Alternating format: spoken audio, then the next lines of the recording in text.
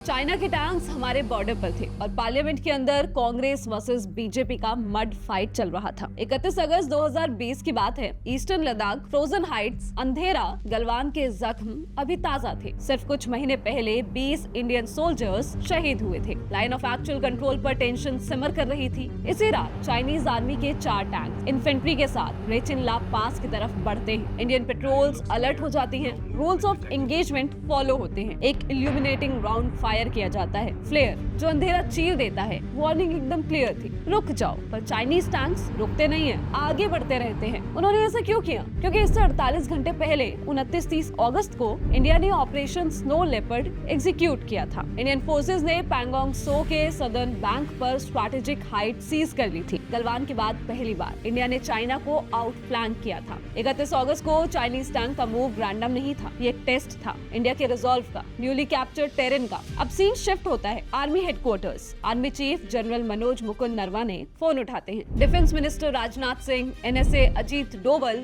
CDS general Bipin Rawat, external affairs minister S Jaishankar. एक ही सवाल, what are my orders? Fire करें, होल्ड करें या रिट्रीट? घंटे बीत जाते हैं, न फायर एट विल न रिट्रीट ऑर्डर, लेकिन फिर जवाब आता है, जो उचित समझो वो करो, do what you deem appropriate. इस मोमेंट को जनरल नरवा ने अपने मेमो में लिखते हैं। एक्सर्प्ट्स पहले पीटीआई ने पब्लिश किए दिसंबर 2023, फिर फरवरी 2026 में द कैरवा मैगजीन में डिटेल आई। फुल मिलिट्री डिस्क्रिशन, कोई पॉलिटिकल माइक्रो मैनेजमेंट नहीं। रिजल्ट क्या हुआ? ना एक गोली चली, ना एस्केलेशन हुई, ना न्यूक्लियर नेबर के साथ वॉर। लाइन होल्ड हुई, क्राइसिस डी एस्केलेट हो गए। अब जंप करते हैं 2 फरवरी 2026। लोकसभा प्रेसिडेंट के एड्रेस पर motion of thanks. BJP MP Tejasvi Surya बोलते हैं। कांग्रेस की पेट्रियोटिज्म पर सवाल उठता है। राहुल गांधी खड़े होते हैं, हाथ में कैरवा आर्टिकल, और कहते हैं पेट्रियोटिज्म पर लेक्चर मत दो। सच दबाया जा रहा है, लीडरशिप वैक्यूम था। एक फैक्चुअल स्लिप होता है, वो डोकलाम बोल देते हैं, जबकि लोकेशन रेचिन ला लद्दाख थी। गवर्नमेंट रिएक्ट करती है।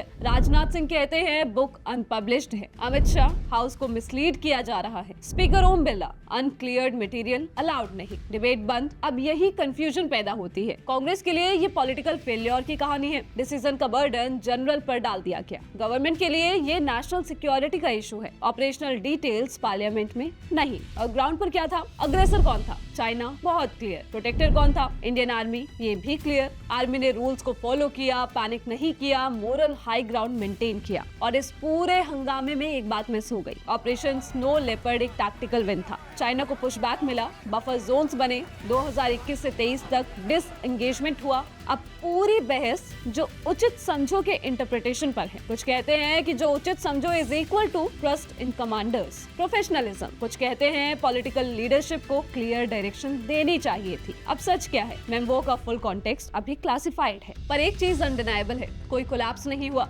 और ये भी सच है कि अनपब्लिश्ड मेमो को पार्लियामेंट में कोट करना एडवर्सरीज के लिए सिग्नल भेज सकता है। साथ ही ये भी सच है कि डिबेट सप्रेस करना पब्लिक ट्रस्ट को वीकन करता है। आज भी एलएसी पर फ्रिक्शन है। 2023-24 में पेट्रोल क्लैशेस हुए हैं। न्यूक्लियर शैडो हमेशा प्रेजेंट है। ऐसे में पार्लियामेंट में सिर्फ डिबेट नहीं होनी चाहिए, ऐसे में क्लैरिटी होनी चाहिए, फैक्ट्स होने चाहिए, और सबसे ज्यादा नेशनल सिक्योरिटी के मैटर पर यूनिटी होनी चाहिए। आप इस पर क्या सोचते हैं? हमको कमेंट्स में बताइए। और अगर अभी तक आपने लेयर्ड को फॉलो नहीं किया है तो वो भी कर लीजिए।